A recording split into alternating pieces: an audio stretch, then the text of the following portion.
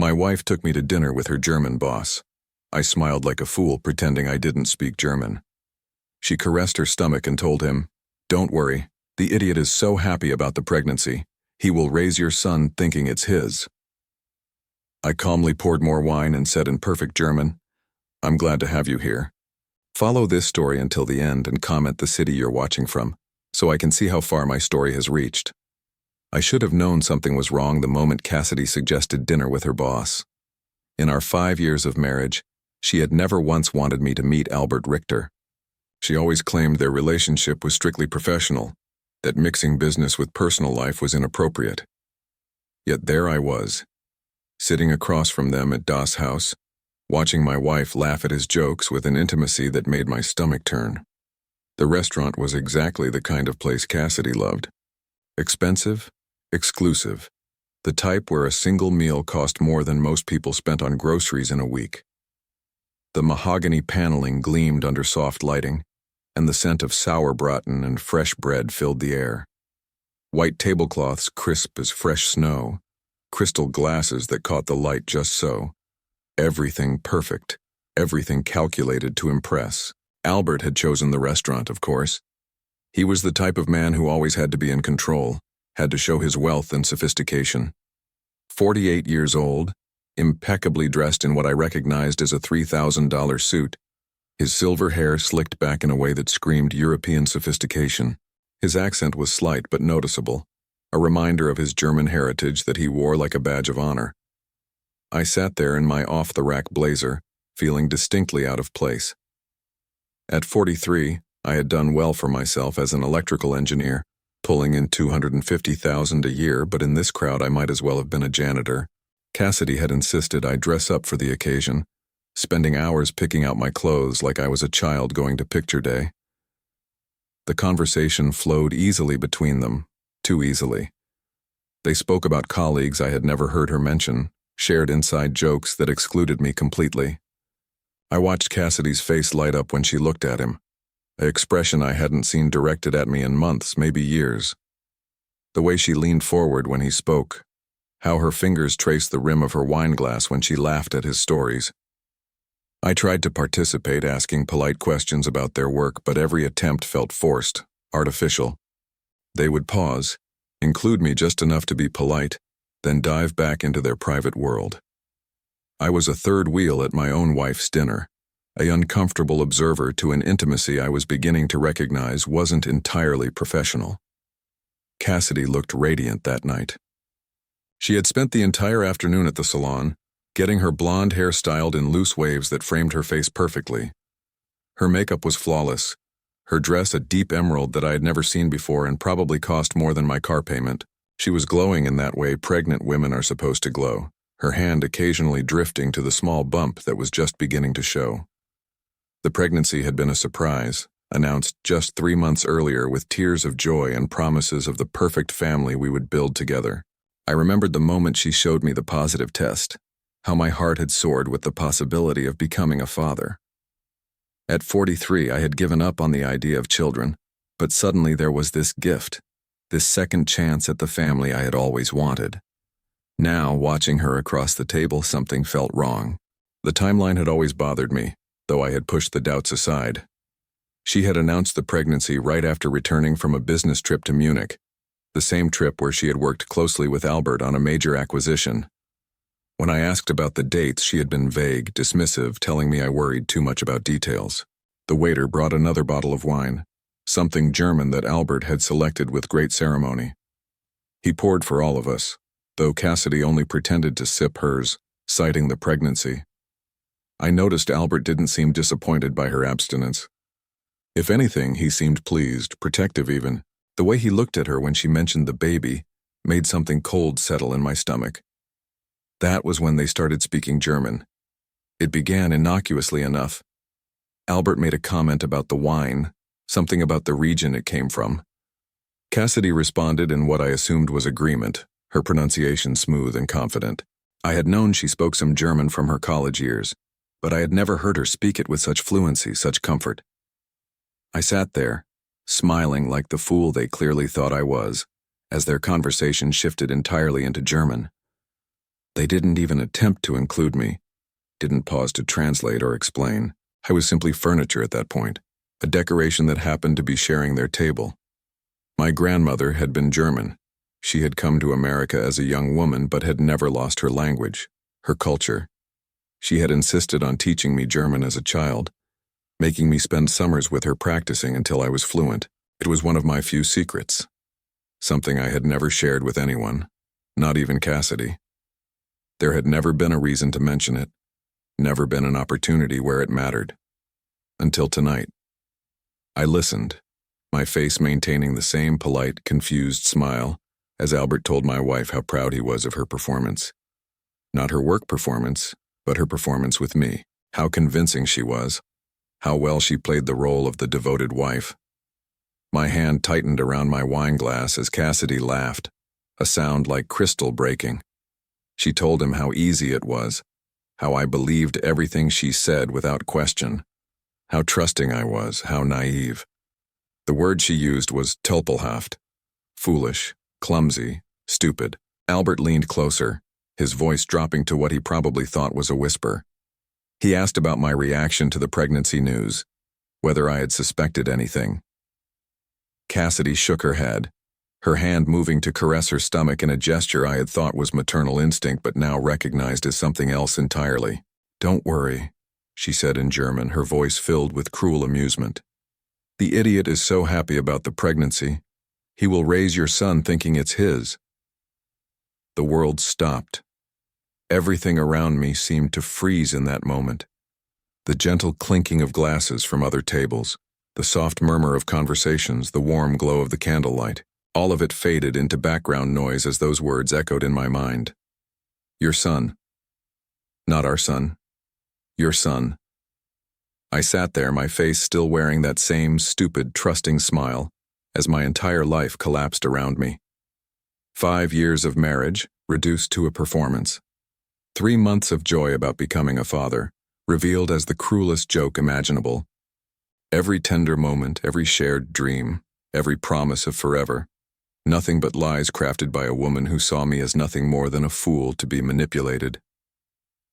Albert reached across the table and squeezed her hand, their fingers intertwining in a gesture so intimate it made me physically ill.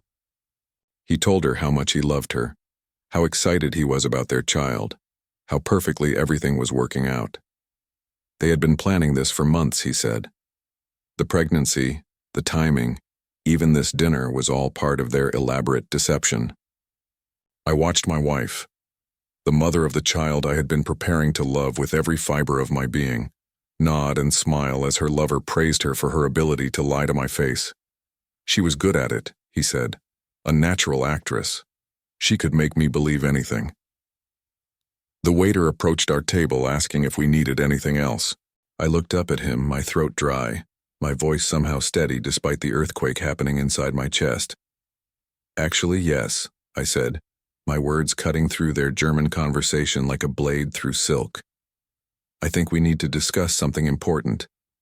Albert and Cassidy both turned to look at me, their faces still relaxed and happy, not yet realizing that everything was about to change. I reached for the wine bottle, my movements deliberate and controlled. I poured myself a generous glass, the dark red liquid catching the candlelight like blood. Then I set the bottle down carefully, precisely, in the exact center of the table. I raised my glass slightly as if making a toast, and looked directly into Albert's surprised eyes. Prost, I said clearly, letting the German word hang in the air between us. To new beginnings and the end of illusions. The color drained from Cassidy's face so quickly I thought she might faint. Albert's mouth fell open, his confident smile crumbling into something approaching terror. The silence that followed my German toast was deafening. I could hear my own heartbeat, could hear the soft jazz playing from hidden speakers, could hear the gentle murmur of conversations from other tables where other couples were probably having normal, honest dinners, where other men weren't discovering that their entire lives had been elaborate lies. Cassidy's wine glass trembled in her hand. A few drops of the burgundy liquid spilled onto the crisp white tablecloth, spreading like a small blood stain. Her green eyes, the ones I had fallen in love with 6 years ago, darted between Albert and me like a trapped animal looking for an escape route that didn't exist. Albert recovered first, though barely. His face had gone from confident charm to something approaching panic in the space of a heartbeat. He straightened his tie, a nervous gesture that betrayed the composure he was desperately trying to maintain. "Neil," he said carefully, his accent thicker now, more pronounced. "I think perhaps there has been some misunderstanding." I set my wine glass down with deliberate precision, the same way I approached everything in my work as an engineer. Measured, calculated, every movement purposeful. "Oh, I don't think there's any misunderstanding at all, Albert," I replied in English, keeping my voice conversational, almost friendly. "I understood perfectly, every word." Cassidy finally found her voice, though it came out as barely more than a whisper. "Neil, baby, you don't speak German. You're confused. Albert was just telling me about his family, about his mother who lives in Munich." The lie came so easily to her lips. Even now, caught red-handed, she was still trying to manipulate me, still believing she could talk her way out of this. The woman who had shared my bed for 5 years, who had cried in my arms about her difficult childhood, who had made me believe I was the love of her life, was looking directly into my eyes and lying without a moment's hesitation. "Your German is quite good, Cassidy," I said, still maintaining that conversational tone that was driving them both toward panic. "Much better than you ever let on. Especially that part about me being an idiot who would raise another man's son thinking it was mine. Your pronunciation of Tulpelhaft was particularly impressive." She went completely white. Not pale, not flushed, but truly white, as if every drop of blood had drained from her body. Her hand, the one that had been caressing her belly just moments before in what I now knew was a mockery of maternal love, began to shake violently. Albert leaned forward, his voice urgent now, all pretense of casual dinner conversation abandoned. "Neil, listen to me. This is not what you think. Cassidy and I, we work together, yes, but tonight, this was just business discussion." I almost laughed. Almost. The absurdity of it was overwhelming. Here was a man who had just heard his lover discuss their plan to trick me into raising his child, and he was still trying to convince me it was business. "Business," I repeated slowly, as if tasting the word. "Is that what you call it when you tell the mother of your child how proud you are of her performance? When you discuss how excited you are about your son? When you plan how to deceive her husband?" The words hung in the air like an accusation, like a judgment. Around us, the restaurant continued its elegant dance. Waiters glided between tables. Other diners laughed and clinked glasses. The world moved on as if mine hadn't just shattered into a million irreparable pieces. I thought about the past 3 months, every moment since Cassidy had announced the pregnancy. How happy I had been, how I had started planning nurseries and college funds and father-son fishing trips, how I'd called my parents, barely able to contain my joy as I told them they were going to be grandparents, how I had started reading books about fatherhood, about being the kind of dad I had always wanted to be. All of it based on a lie. All of it a cruel joke shared between two people who saw me as nothing more than a convenient fool. Cassidy reached across the table, her fingers trying to find mine. I pulled my hand away before she could touch me, the gesture sharp enough that she flinched. "Neil, please," she said, her voice breaking now, tears starting to form in those green eyes that I had once thought were the most beautiful things in the world. "You have to let me explain. You don't understand what you heard. My German isn't that good. I must have said something wrong, something that sounded different than what I meant. Even now, even caught in the most obvious lie imaginable, she was still trying to gaslight me, still trying to make me doubt what I had heard with my own ears, what I had understood with perfect clarity. It was masterful, really. If I hadn't been fluent in German, if I hadn't understood every cruel word, I might have believed her. I might have convinced myself that I had misunderstood, that my suspicious mind had twisted innocent words into something sinister. The realization of how completely I had been fooled was almost as devastating as the betrayal itself. How many other times had she lied to me? How many other conversations had she had about me in languages she thought I couldn't understand? How many other people knew about her deception, her performance as the loving wife? "How long?" I asked, my voice barely above a whisper. Albert and Cassidy exchanged a look, a moment of silent communication that told me everything I needed to know. This wasn't new. This wasn't a recent mistake or a momentary weakness. This was established, comfortable, routine. "How long?" I repeated, louder this time. Cassidy opened her mouth, probably to deliver another lie, but Albert placed a hand on her arm. Something had changed in his expression. Maybe it was resignation. Maybe it was relief that the deception was finally over. Or maybe it was just arrogance, the belief that now that I knew the truth, there was nothing I could do about it. 2 years, he said simply. 2 years. I sat there doing the math, remembering. 2 years ago was when Cassidy had started working more closely with Albert's company, when she had begun traveling frequently for business, when she had started coming home later, when she had begun buying expensive clothes and jewelry that she claimed were gifts from herself for working so hard. 2 years of elaborate deception, 2 years of her coming home to me after being with him, of sharing dinners and conversations and intimacies while living a complete double life. 2 years of making me believe I was loved while she was actively planning to deceive me in the cruelest way possible. The pregnancy timeline suddenly made perfect sense. She hadn't gotten pregnant with my child during our romantic weekend getaway to the coast 3 months ago. The trip I had thought had rekindled our relationship. She had already been pregnant when we went away, already carrying Albert's child while letting me believe I was making love to my wife instead of to my betrayer. "The baby," I said, my voice hollow now, all emotion drained away. "When is the due date? The real due date?" Cassidy's tears were flowing freely now, mascara creating dark tracks down her perfectly made-up cheeks. "Neil, please, we can work this out. We can go to counseling. We can fix this." "When?" I insisted. "December," Albert answered when Cassidy couldn't. "December 15th. I counted backwards in my head. If she was due in December, that meant she had gotten pregnant in March. But she hadn't told me about the pregnancy until June, claiming she was just 6 weeks along. Another lie. Another calculated deception designed to make me believe the child was mine. The waiter appeared at our table again, his professional smile faltering as he took in the scene. Cassidy crying, Albert looking grim and defensive, me sitting perfectly still like a man in shock. "Is everything all right here?" he asked carefully. "Actually," I said, standing up slowly, my legs surprisingly steady despite the fact that my entire world had just collapsed. "I think I need some air. Albert, I believe you'll be taking care of the check tonight. It seems like the least you can do." I reached for my wallet, but Albert waved me off. "Neil, wait, we need to talk about this. We need to figure out how to handle this situation." Handle this situation. As if my destroyed marriage was a business problem to be solved, a complication in their love affair that needed to be managed.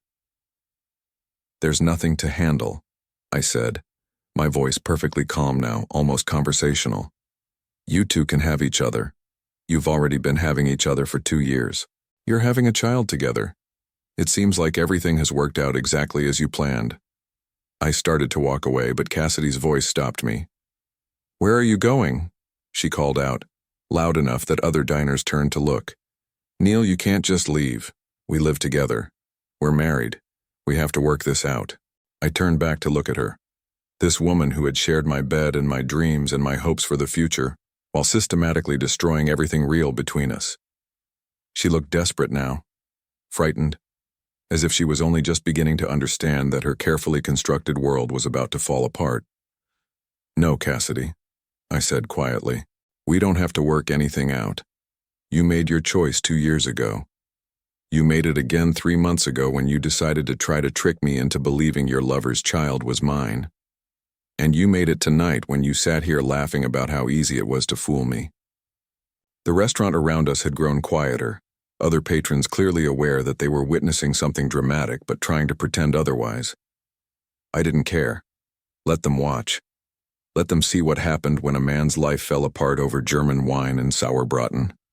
"You want to know the funny thing?" I said, looking between the two of them. "I actually loved you, both of you in different ways. I loved you, Cassidy, with everything I had. And I respected you, Albert, as a colleague and a businessman. I thought you were both better than this. I pulled out my phone and set it carefully on the table in front of them. "I've been recording our conversation since you started speaking German," I lied smoothly, watching their faces crumble with the implication. Amazing what technology can do these days. Translation software, voice recognition. A man doesn't even need to speak German to understand what's being said about him. Of course, I hadn't been recording anything, but they didn't know that. And the fear in their eyes told me everything I needed to know about how much they had to lose if the truth came out. "I'll be gone when you get home," I told Cassidy as I picked up my phone. "Don't try to contact me. Don't try to explain. Don't try to fix this. Some things can't be fixed. I walked away from the table, away from my wife and her lover and their child and their elaborate deception, feeling strangely lighter with each step. Behind me, I could hear Cassidy calling my name, her voice high and desperate. But I didn't turn around. I drove around the city for 2 hours after leaving the restaurant, my hands gripping the steering wheel so tightly my knuckles had gone white. I wasn't ready to go home yet, wasn't ready to face the physical reminders of a marriage that had been nothing but an elaborate performance. The house we had chosen together, the photos on the mantel, the nursery we had started planning in the spare bedroom, all of it contaminated now by the truth. Instead, I found myself parked outside a 24-hour diner on the outskirts of town, nursing coffee that tasted like motor oil and trying to make sense of what I had learned. The fluorescent lights buzzed overhead, casting everything in a harsh, unforgiving glow that seemed appropriate for the moment. This wasn't the kind of revelation that deserved soft candlelight and wine glasses. This was the kind of truth that needed to be examined under the brightest, most unforgiving light possible. My phone had been buzzing constantly since I left the restaurant. 17 missed calls from Cassidy, 11 text messages that I couldn't bring myself to read. 3 calls from Albert, which surprised me. What could he possibly have to say? What excuse could he offer for sleeping with another man's wife and planning to trick that man into raising his child? I finally turned the phone completely off and sat in the silence, trying to remember when I had first started learning German. My grandmother, Oma Greta, had been a formidable woman who believed that education was the only thing that could never be taken away from you. She had survived the war, immigrated to America with nothing but the clothes on her back and a fierce determination to build a better life for her family. Every summer, from the time I was 8 until I turned 16, she had made me spend 2 months with her, speaking nothing but German. At first I had hated it. I was a typical American kid who wanted to spend his summers playing baseball and riding bikes, not conjugating verbs and memorizing vocabulary. But Oma Greta was relentless. She would hide my comic books until I could recite my lessons perfectly. She would make me translate American movies as we watched them together. She would speak to me only in German, forcing me to respond in kind or go without whatever I was asking for. By the time I was in high school, I was completely fluent. More than fluent, actually. I could think in German, dream in German, understand not just the words but the subtle cultural nuances that gave those words meaning. It was a skill I was proud of, but it had never seemed relevant to my adult life. None of my friends spoke German. I didn't travel to German-speaking countries. I had never even mentioned it on job applications because it wasn't useful for an electrical engineer working with American companies. I had certainly never told Cassidy about it. When we first started dating, she had mentioned studying German in college, and I had nodded politely and changed the subject. There had been no reason to reveal my fluency. It was just one of those random facts about myself that didn't seem worth sharing, like the fact that I could juggle or that I knew all the words to every Beatles song. Now that random, seemingly irrelevant skill had revealed the most important truth of my life. When I finally drove home, it was nearly midnight. The house was dark, except for the porch light that Cassidy always left on for me when I worked late. A normal gesture from a normal wife in what I had thought was a normal marriage. Now even that small kindness felt calculated, part of the performance she had been putting on for 2 years. Her car was in the garage, but I could see she was awake. Light spilled out from under the bedroom door, and I could hear her moving around upstairs. Pacing probably, planning what to say when I came home, crafting the next set of lies that might save her carefully constructed deception. I didn't go upstairs. Instead, I went to my study. The one room in the house that was completely mine. Dark leather furniture that I had chosen, bookshelves filled with technical manuals and classic novels, a desk where I sometimes worked on freelance projects or just sat and thought. It smelled like the expensive scotch I kept in the bottom drawer and the leather cleaner I used on the furniture. It was my sanctuary, the place I retreated to when I needed to think.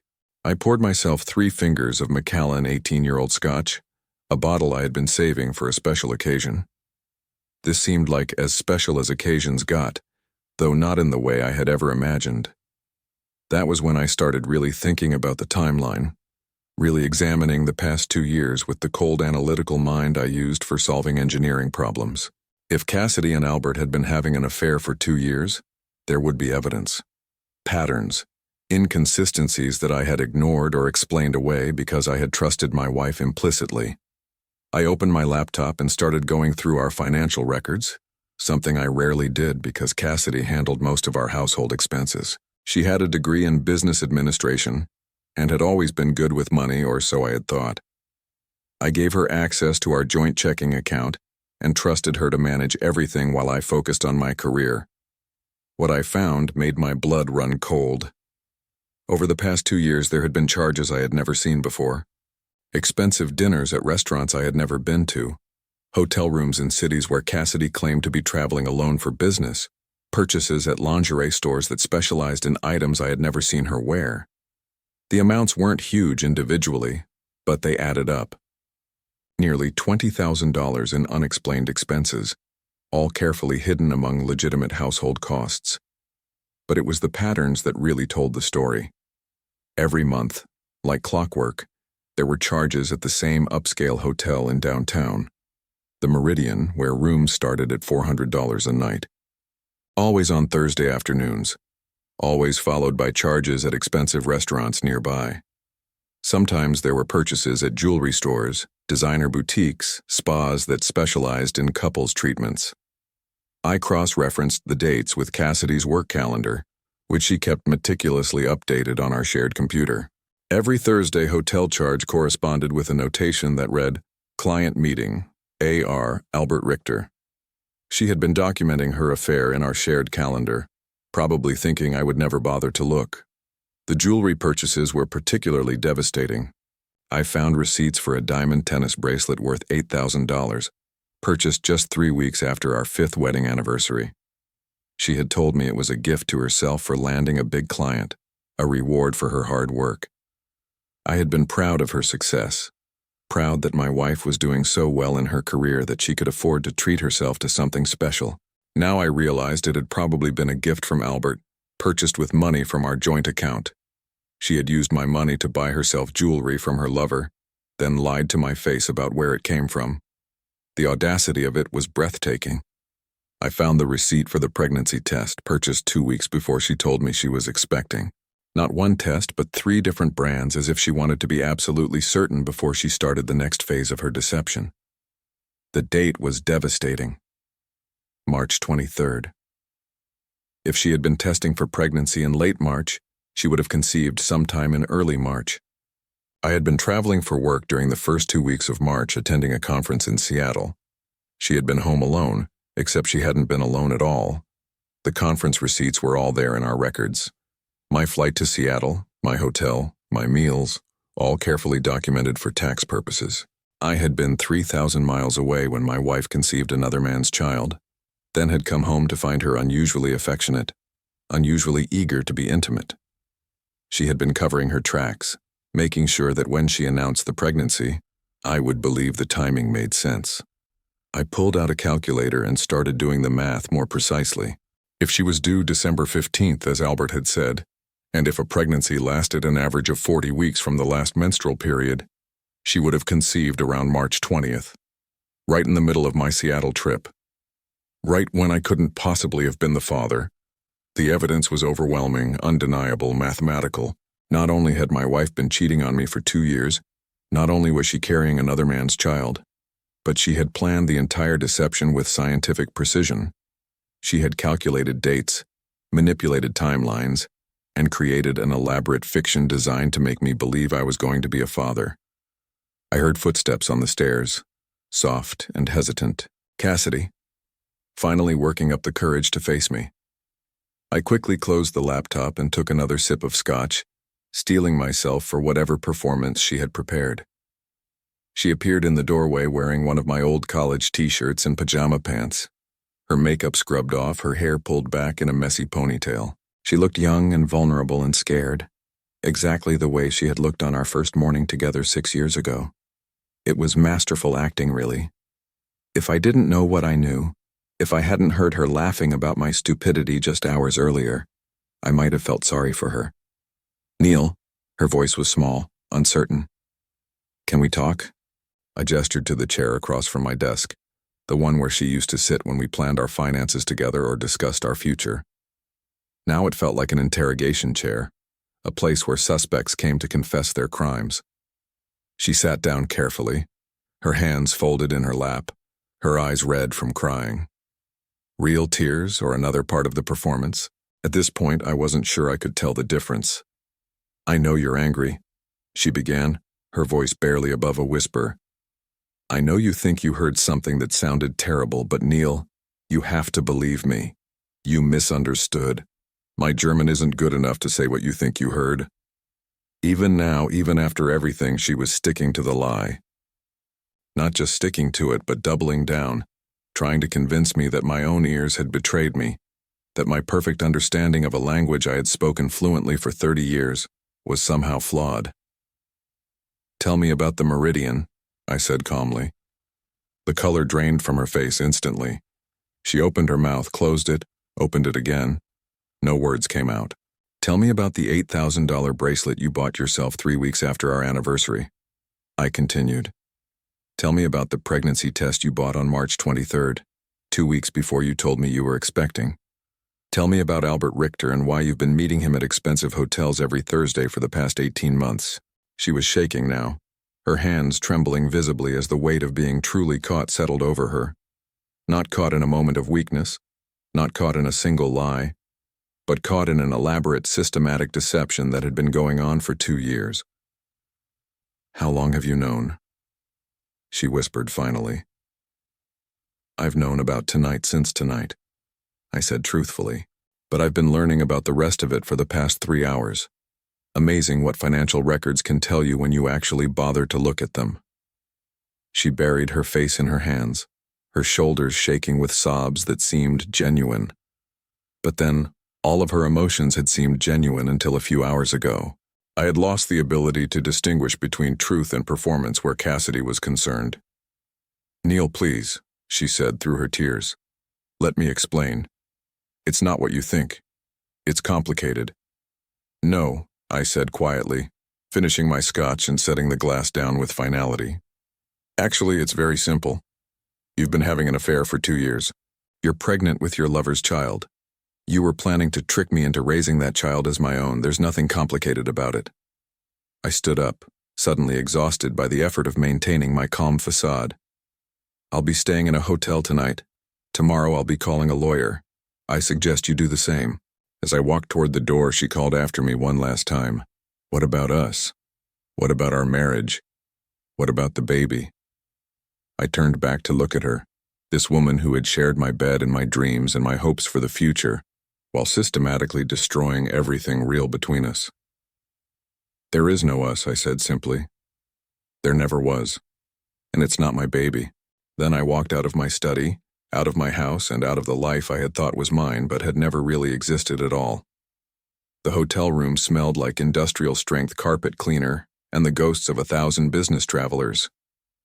I sat on the edge of the bed at 2 a.m, staring at my phone and waiting for morning so I could start making the calls that would dismantle my life with the same precision Cassidy had used to destroy it. Sleep was impossible. Every time I closed my eyes, I saw Cassidy's face at dinner, radiant and cruel as she told Albert how easy it was to fool me. I heard her voice describing me as an idiot who would raise another man's son without question. I felt that moment of realization over and over again, that sickening drop in my stomach as everything I thought I knew crumbled into dust. The financial records were spread across the hotel desk like evidence in a crime scene, which I supposed they were. I had printed everything out before leaving the house, wanting physical proof of the systematic theft and deception. $20,000 over 2 years might not sound like much to some people, but it wasn't really about the money. It was about the elaborate planning, the casual cruelty of using my own resources to fund her betrayal. But as devastating as the financial evidence was, it paled in comparison to what I had discovered in Cassidy's email account. She had never been particularly careful about computer security, and we had shared passwords for most of our accounts for years. It was one of those married couple conveniences that had seemed sweet and trusting at the time. Now it gave me access to a digital record of her double life that was more damning than anything I could have imagined. The emails with Albert went back 26 months, starting innocuously enough with work-related discussions, but quickly evolving into something much more intimate. I read them in chronological order, watching in real time as a professional relationship became flirtation, then seduction, then a full-blown affair complete with detailed plans for their secret meetings. Albert, it turned out, was married. Not just married, but married to a woman named Helena whose family owned a chain of luxury hotels across Europe. Helena Richter wasn't just wealthy. She was generationally wealthy, the kind of money that came with social expectations and public scrutiny. Albert couldn't afford a messy divorce, couldn't risk his wife discovering his affairs. So he had made Cassidy his kept woman, setting her up with an allowance and expensive gifts while maintaining the facade of his respectable marriage. The pregnancy had been planned. Not just planned, but strategically timed to coincide with what Albert called the Seattle opportunity. They had known about my conference weeks in advance, had used my travel schedule to ensure that the conception would happen while I was conveniently 3,000 miles away. In one particularly nauseating email, Cassidy had joked about how excited I had been when she told me she was ovulating right when I got back from my trip. They had been laughing at me, not just deceiving me, but actively mocking my trust, my joy, my excitement about becoming a father. In their emails, I was referred to as the husband, as if I were just a role to be managed rather than a human being with feelings and rights, and a heart that could be broken. The most devastating email was from just 2 weeks ago. Albert had written to Cassidy about his long-term plans, about how they would handle the situation after the baby was born. He wanted her to wait until the child was at least 2 years old before initiating divorce proceedings, long enough for me to be firmly attached to the child, long enough for the courts to view me as the father regardless of biological reality.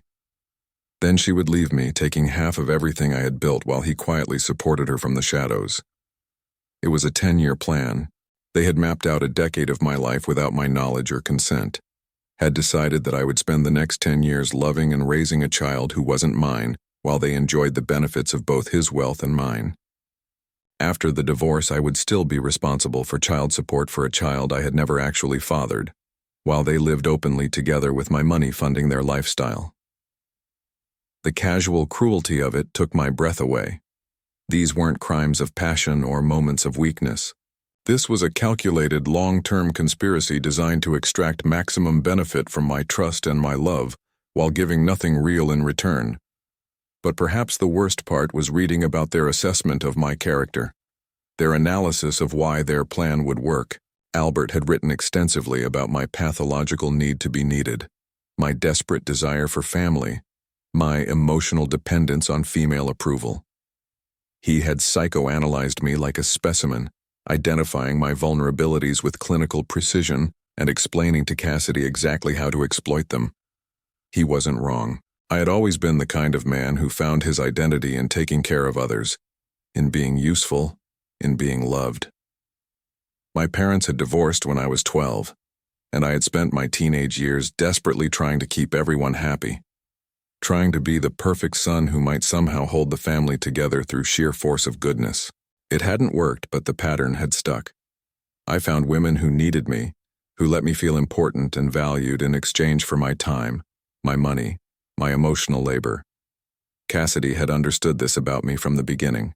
In one email, she described our early relationship with devastating accuracy, explaining how she had let me believe I was rescuing her from a difficult life, how she had played up her vulnerabilities to make me feel strong and protective.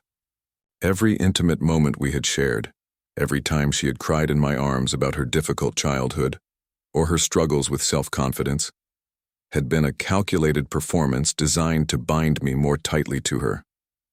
I had fallen in love with a fiction. Worse, I had fallen in love with a fiction that was specifically designed to exploit my deepest emotional needs while serving her financial interests. The hotel room felt like a tomb as I sat there surrounded by the evidence of my own gullibility. But mixed with the pain and humiliation was something else, something cold and focused that I barely recognized as part of myself. It was rage, yes, but rage transformed into something more useful, something like determination. They had made one crucial mistake in their elaborate plan. They had underestimated me. Albert's emails revealed a great deal more than just his relationship with Cassidy. He was apparently a serial adulterer, with at least 2 other women receiving similar allowances and gifts over the past 5 years. He had a pattern, a system for managing multiple affairs while keeping his wife ignorant and his reputation intact. But patterns could be exposed and systems could be disrupted. More importantly, his emails contained detailed information about his business dealings, including several ventures that existed in legal gray areas, import duties that were being avoided through creative paperwork, tax shelters that pushed the boundaries of legality, partnerships with companies that existed only on paper.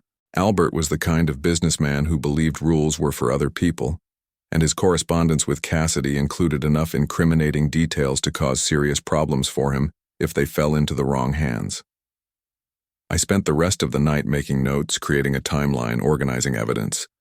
Not just evidence of the affair, but evidence of everything. Financial irregularities, tax issues, immigration problems related to Albert's frequent travel between countries. By morning, I had assembled a comprehensive dossier that would make Albert's life very complicated if it became public. But I wasn't interested in public exposure. Public exposure was messy, unpredictable, potentially damaging to me as well as to them. I was interested in something much more precise, much more satisfying. When the sun finally came up, I called my lawyer first, then my accountant, then my bank. By 10 in the morning, I had frozen our joint accounts, initiated proceedings to protect my individual assets, and begun the process of documenting every shared expense from the past 2 years. I was treating this like the business transaction it had always been, approaching it with the same methodical precision I brought to engineering problems.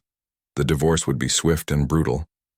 Cassidy would discover that the man she had dismissed as an easily manipulated fool was actually quite capable of protecting his interests when necessary. She would get nothing beyond what the law absolutely required, and given the evidence of her financial deception, even that would be minimal.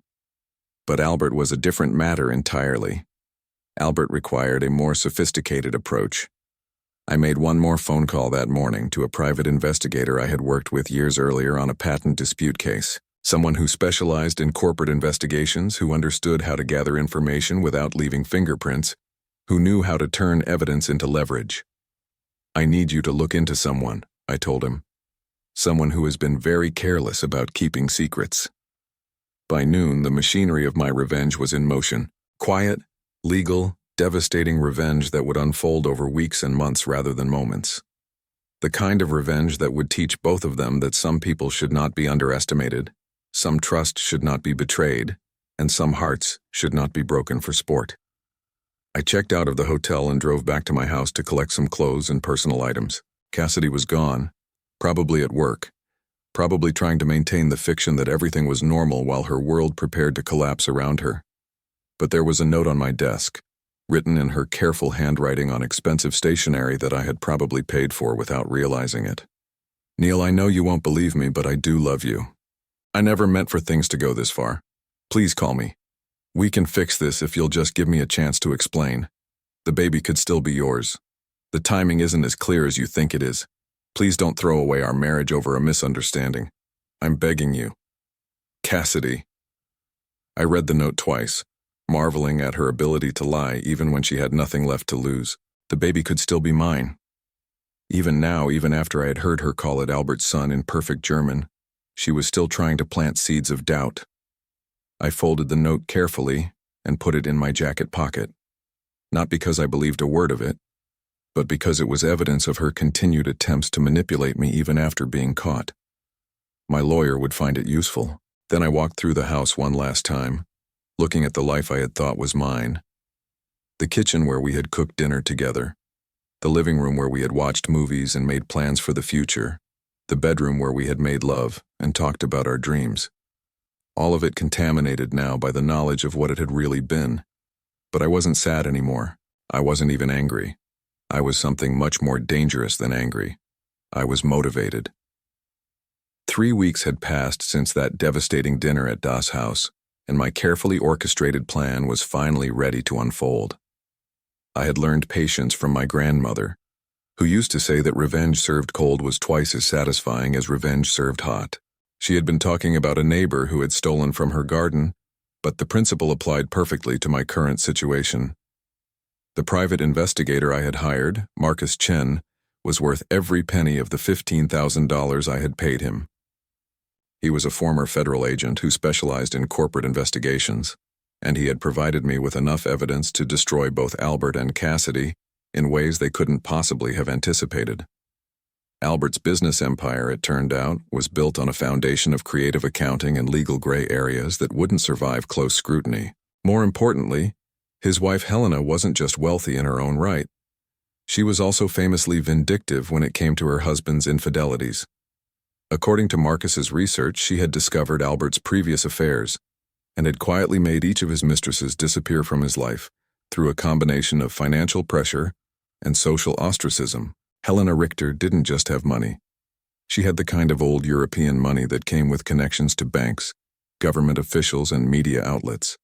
She could make people's lives very difficult without ever having to get her hands dirty. Albert knew this, which was why he had been so careful to keep his relationship with Cassidy hidden from her. But secrets have a way of coming to light when the right person decides to illuminate them.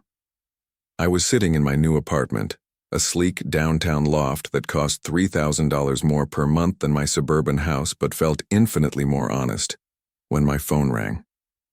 The caller ID showed Cassidy's number, the first time she had tried to contact me in over a week. I almost didn't answer. We were well into divorce proceedings, and my lawyer had advised me to let all communication go through him. But curiosity got the better of me. I wanted to know what new lie she might have crafted, what new manipulation she might attempt. Neil? Her voice was small, frightened, completely different from the confident woman who had laughed about my stupidity 3 weeks earlier. Please don't hang up. I need to talk to you. About what? My voice was flat, emotionless. I had learned to speak to her the way I might speak to a stranger asking for directions with polite indifference. About Albert. About what's happening. Neil, I think I made a terrible mistake. I leaned back in my leather chair, genuinely curious now. What kind of mistake? There was a long pause, filled with the sound of her breathing, shaky and irregular. He's not who I thought he was. The things he's been asking me to do, the way he's been treating me since that dinner. Neil, I think he might be dangerous. Dangerous. That was interesting. From what Marcus had discovered, Albert was many things: ruthless, manipulative, criminal in some of his business dealings, but not physically dangerous. Unless she was referring to a different kind of danger entirely. What has he been asking you to do? I asked, keeping my voice neutral. He wants me to lie in the divorce proceedings. He wants me to claim the baby is yours, to demand child support, to take half of everything you have. He says if I don't, he'll cut me off completely. He'll make sure I never work in this industry again. So Albert was pressuring her to continue the deception even after I had discovered the truth. That was exactly what I had expected him to do and exactly what I had been counting on. And you're calling me because I can't do it anymore, Neil. Because I'm scared of what will happen if I keep lying. And I'm scared of what will happen if I stop. Because I know you hate me, but you're the only person who might be able to help me. The irony was breathtaking. The woman who had spent 2 years lying to me, who had planned to trick me into raising another man's child, who had mocked my trust and my love, was now asking for my help because her co-conspirator was threatening her. Why would Albert care what you do in our divorce? I asked, though I already knew the answer. If he loves you, if he wants to be with you, why wouldn't he just divorce his own wife and marry you? Silence. Long, telling silence. "He's not going to leave Helena, is he?" I pressed. "He never was. You were just a convenient mistress who got inconveniently pregnant." "You don't understand," she whispered. "It's complicated. His wife, she's not just rich, she's connected. If she found out about me, about the baby, she could destroy both of us. Albert says we have to wait. We have to be careful." "How long do you have to wait, Cassidy? 5 years? 10? Until the child is grown? Until Helena dies of old age?" She started crying then, soft sobs that might have moved me once upon a time. Now they just sounded like the complaints of someone who had discovered that actions have consequences. "I know I don't deserve your help," she said through her tears. "I know what I did to you was unforgivable. But Neil, I'm pregnant and alone and scared. And I don't know what else to do. Pregnant and alone and scared. The perfect victim narrative designed to appeal to my protective instincts, my need to help people in trouble. A year ago, it would have worked. A year ago, I would have dropped everything to rescue her, regardless of what she had done to me. But that was before I had learned to see her clearly, before I understood that every emotion she displayed was calculated for maximum effect. "You're not alone," I said calmly. "You have Albert, the father of your child, your lover of 2 years, your business partner in deception. Why don't you ask him for help?" "Because he doesn't care about me." The mask slipped for just a moment, revealing the panic underneath. "He never cared about me. I was just useful to him, just someone he could control. And now that things have gotten complicated, now that you know the truth, he just wants to manage the situation. He wants to manage me." Welcome to the club, I thought, but didn't say. Albert had been managing her for 2 years, just like she had been managing me. The difference was that I had loved her, while Albert had simply used her. "What exactly do you want from me, Cassidy?" "I want to tell the truth in the divorce. I want to admit that the baby isn't yours, that I've been lying about everything. I want to stop taking your money, stop demanding things I'm not entitled to. But Albert says if I do that, he'll ruin me. He'll make sure I can't find work anywhere. He'll tell everyone I'm unstable, unreliable. He has connections, Neil. He can destroy my reputation with a phone call." So she wanted to confess, but only because continuing the lie had become more dangerous than telling the truth. Not because she felt guilty, not because she wanted to do the right thing, but because Albert was no longer protecting her, and she needed a new protector. "And you think I should protect you from the consequences of your own choices? I think you should want the truth to come out," she said, her voice gaining strength as she found her angle. "I think you should want everyone to know that you're not the father, that you're not responsible for this child. I think you should want your freedom." She wasn't wrong. I did want my freedom, and I did want the truth to come out. But not because she was offering it to me as a gift.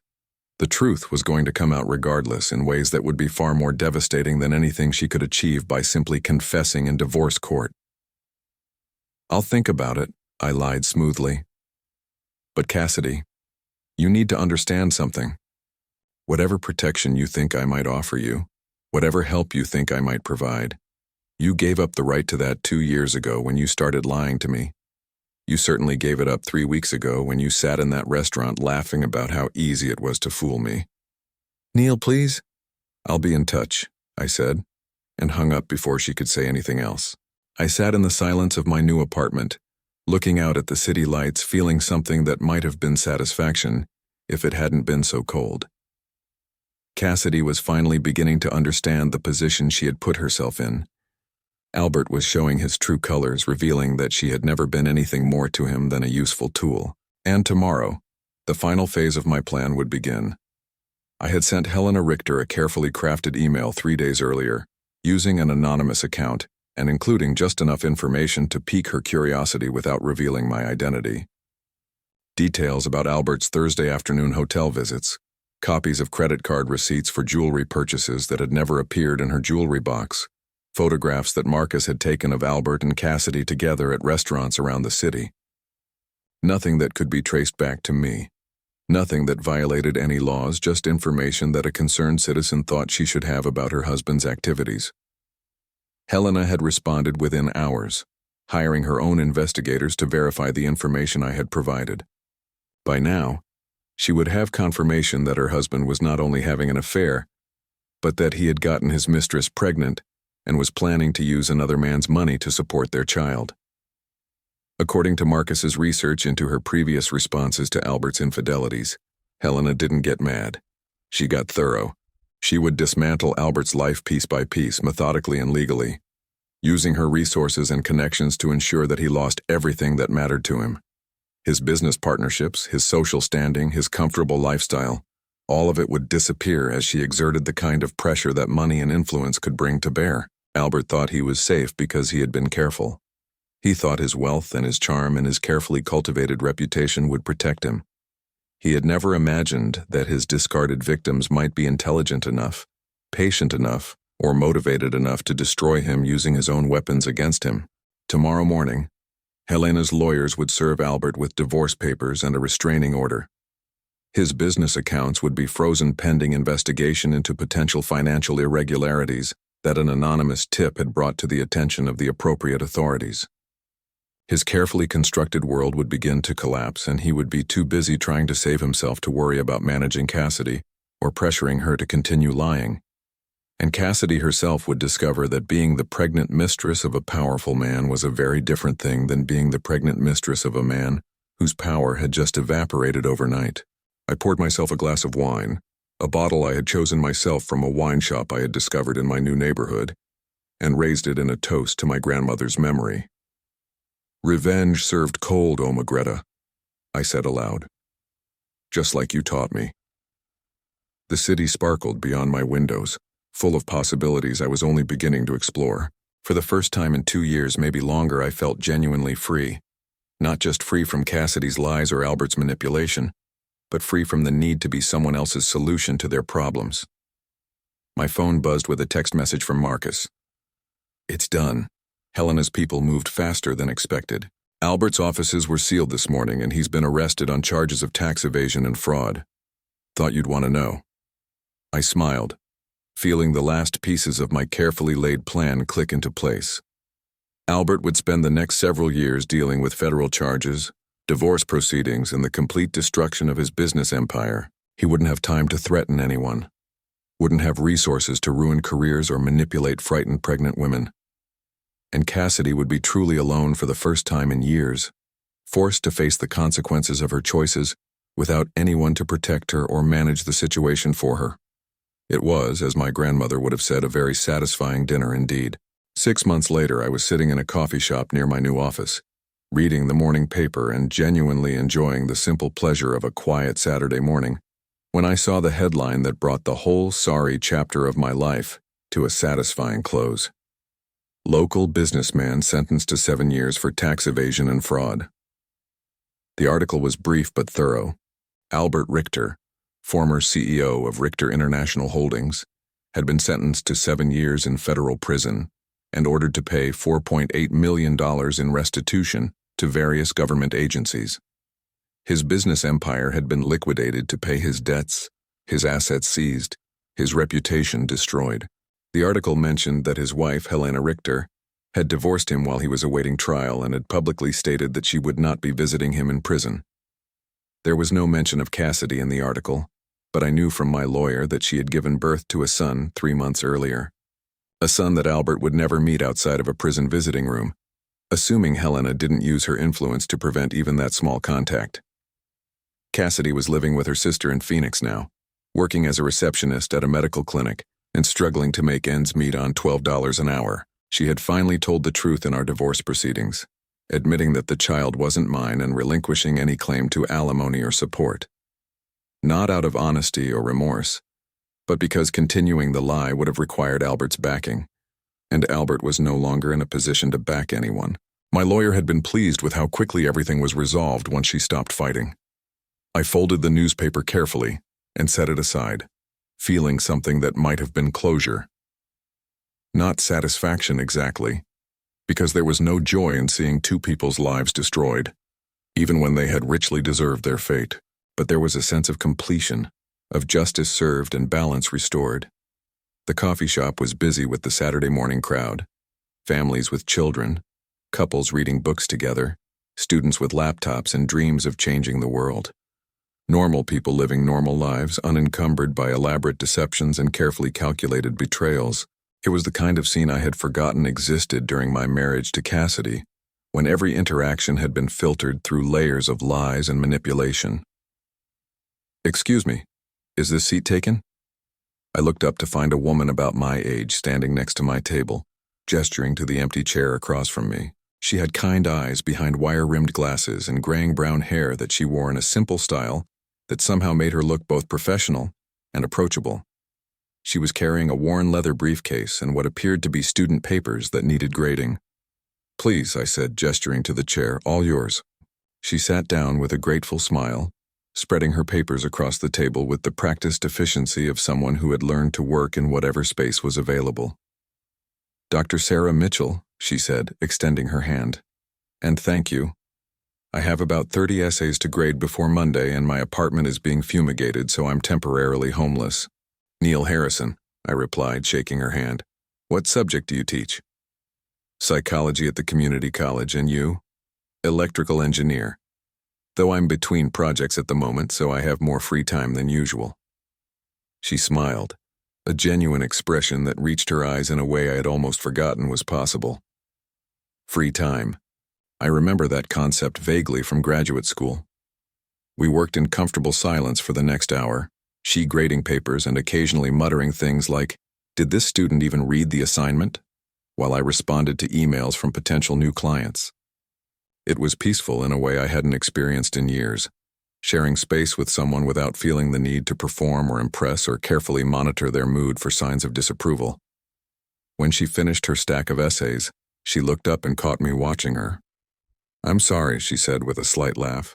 I must have been muttering to myself. "Occupational hazard of grading papers." "Not at all," I said. "I was just thinking how nice it is to work next to someone who's actually doing what they appear to be doing."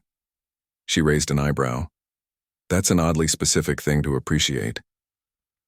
I found myself telling her about Cassidy, though not in detail and not with bitterness, just the basic facts. A marriage that ended when I discovered my wife had been living a double life. A divorce that was finalized 3 months earlier. The ongoing process of rebuilding my life from scratch. I surprised myself by how easy it was to talk to her, how little emotional charge the story carried when I told it to someone who hadn't been part of it. "I'm sorry," she said when I finished. "That must have been incredibly difficult."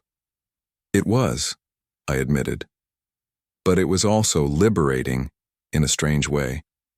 I spent 2 years thinking I was losing my mind because nothing my wife said ever quite made sense. Nothing she did ever quite added up.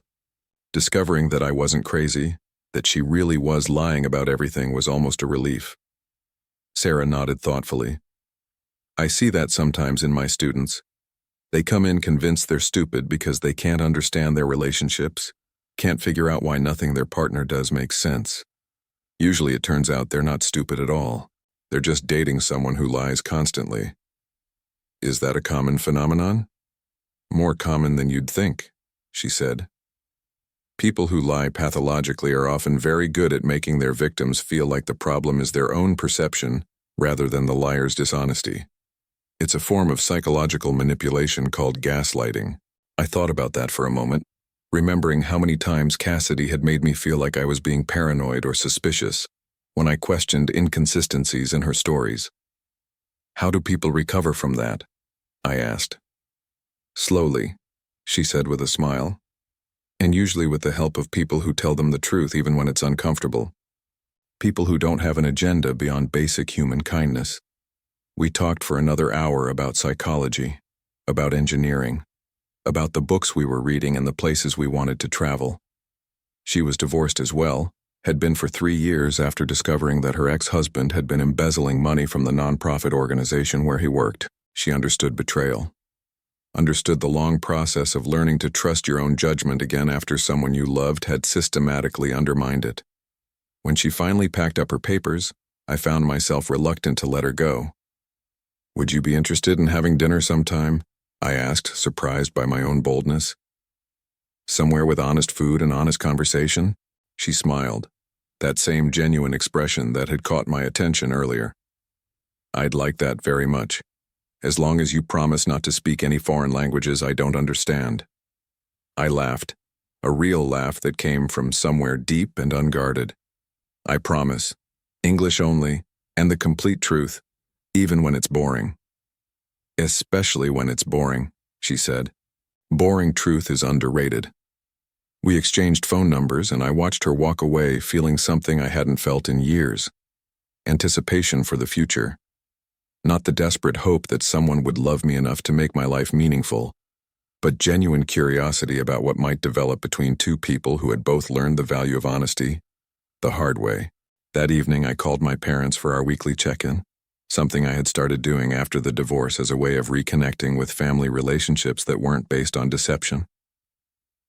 "You sound different," my mother said near the end of our conversation. "Happier, maybe?" "I think I am," I said, looking around my apartment with its clean lines and honest furniture. Its books chosen because I wanted to read them, rather than because they would impress visitors. "I think I'm finally learning who I am when I'm not trying to be what someone else needs me to be." "That's a good thing to learn," she said, even if it took longer than it should have. After we hung up, I poured myself a glass of wine and stood on my balcony looking out at the city. Somewhere out there, Cassidy was probably trying to put her son to sleep in a small apartment, struggling with the reality of single motherhood and a minimum wage job. Somewhere else, Albert was learning to navigate prison politics and counting the years until his release. Their elaborate deception had collapsed under its own weight, leaving them both worse off than if they had simply been honest from the beginning. I didn't feel sorry for them. Actions have consequences, and they had chosen their actions with full knowledge of the risks involved. But I didn't feel vengeful anymore either. They were no longer part of my story, no longer capable of affecting my peace or my future. They had become what they deserved to become: irrelevant. My phone buzzed with a text message from Sarah. "Just wanted to say thank you for a lovely afternoon. Looking forward to our dinner. And don't worry, I won't test your German fluency." I smiled and typed back, "Looking forward to it too. Fair warning, I'm completely fluent in German, but I promise to only use my powers for good from now on." Her response came quickly. "A man with hidden depths and a sense of humor. I think I'm going to like getting to know you, Neil Harrison." I set my phone aside and went back to looking at the city, at the thousands of lights representing thousands of lives, most of them probably simpler and more honest than the one I had been living for the past 2 years. For the first time since that devastating dinner at Das Haus, I felt genuinely hopeful about the future, not because someone else might love me, not because I might find another person to take care of, but because I had finally learned to like the person I was when no one was watching, when no one was asking me to be anything other than myself.